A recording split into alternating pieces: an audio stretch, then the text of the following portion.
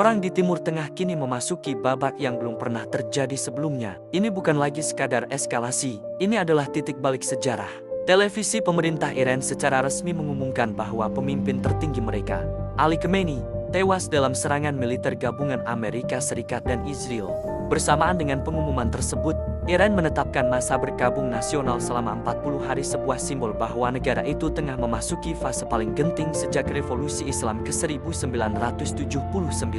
Jika kabar ini benar, maka untuk pertama kalinya dalam sejarah Republik Islam, pemimpin tertinggi gugur akibat serangan militer asing. Ini bukan sekadar kehilangan seorang tokoh politik, ini adalah serangan langsung terhadap jantung struktur kekuasaan Iran. Sebelum konfirmasi resmi dari Teheran, Presiden Amerika Serikat, Donald Trump, telah lebih dulu menyatakan bahwa Khamenei tewas dalam operasi militer bersama Israel.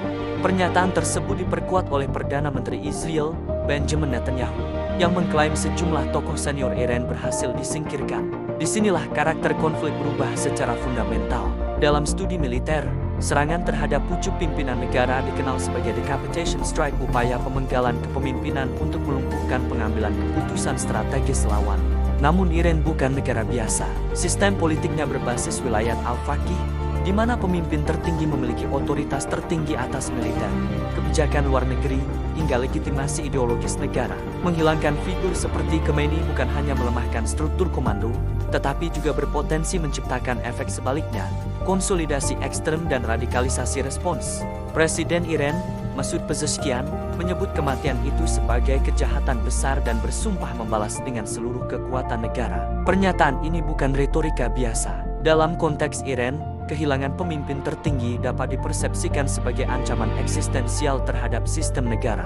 Dan ketika negara merasa eksistensinya terancam, logika rasional seringkali digantikan oleh logika survival. Dimensi baru, isu perubahan rezim menariknya, Donald Trump justru menyerukan kepada rakyat Iran untuk mengambil alih masa depan mereka. Pernyataan ini membuka dimensi baru, kemungkinan dorongan perubahan rezim. Jika benar operasi ini memiliki tujuan strategis untuk memicu perubahan internal Iran, maka risikonya sangat besar. Sejarah menunjukkan bahwa intervensi eksternal seringkali memperkuat sentimen nasionalisme, bukan melemahkannya. Dalam banyak kasus, ancaman dari luar justru menyatukan faksi-faksi internal yang sebelumnya terpecah. Balasan Iran, konflik meluas tanpa deklarasi resmi, balasan datang cepat. Garda Revolusi Iran meluncurkan gelombang serangan rudal dan drone, tidak hanya ke Israel tetapi juga ke pangkalan militer Amerika di kawasan. Target yang disebutkan termasuk fasilitas militer strategis seperti pangkalan udara Tel Nov dan kompleks militer di Tel Aviv. Selain itu, aset Amerika di negara-negara Teluk juga terdampak. Kuwait, Qatar, Uni Emirat Arab, dan Bahrain menghadapi ancaman proyektil yang diarahkan ke fasilitas yang menampung personel Amerika. Ini adalah perubahan besar. Perang kini tidak lagi bersifat bilateral antara Iran dan Israel. Ia telah berubah menjadi konflik jaringan mengikuti sebaran pangkalan militer Amerika di Timur Tengah. Dengan puluhan ribu personel Amerika tersebar di kawasan, konflik tidak perlu meluas secara geografis untuk menjadi besar.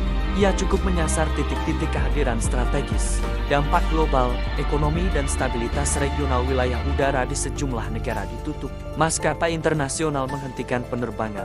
Harga energi berpotensi melonjak jika jalur distribusi di Teluk terganggu. Jika eskalasi menyentuh Selat Hormuz, jalur vital distribusi minyak dunia, dampaknya akan terasa hingga Asia dan Eropa. Pasar global tidak menyukai ketidakpastian, dan konflik ini menciptakan ketidakpastian dalam skala maksimal. Iran juga membawa isu ini ke PBB, menuduh Amerika dan Israel melakukan agresi yang melanggar hukum internasional. Sementara itu, Washington tetap pada posisinya, operasi militer diperlukan untuk mencegah Iran memperoleh senjata nuklir. Narasi pencegahan nuklir versus agresi terhadap kedaulatan kini menjadi pertarungan diplomatik di panggung global. Transisi kepemimpinan. Risiko radikalisasi kematian Khamenei membuka pertanyaan besar. Siapa yang akan memimpin Iran selanjutnya? Beberapa analis menyebut kemungkinan pembentukan dewan kolektif untuk menjaga stabilitas. Namun transisi dalam situasi perang selalu berisiko. Tanpa figur sentral yang memiliki legitimasi ideologis kuat, struktur kekuasaan bisa menjadi lebih keras dan lebih militeristik. Garda Revolusi dapat memainkan peran yang jauh lebih dominan. Jika itu terjadi, maka respons Iran di masa depan bisa lebih agresif dan kurang fleksibel secara diplomatik. Apakah ini titik tanpa kembali? Sekjen PBB, Antonio Guterres, menyerukan deeskalasi, namun di lapangan, Pola yang terlihat adalah aksi dan reaksi yang terus membesar.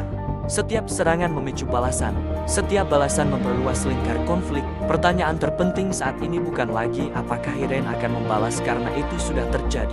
Pertanyaannya adalah, apakah konflik ini akan tetap berada dalam batas perang konvensional terbatas? Ataukah ia akan berkembang menjadi benturan regional besar yang melibatkan lebih banyak aktor global? Dan yang paling krusial, apakah strategi decapitation strike ini benar-benar melemahkan Iran? Atau justru memperkuat tekad dan militansi mereka?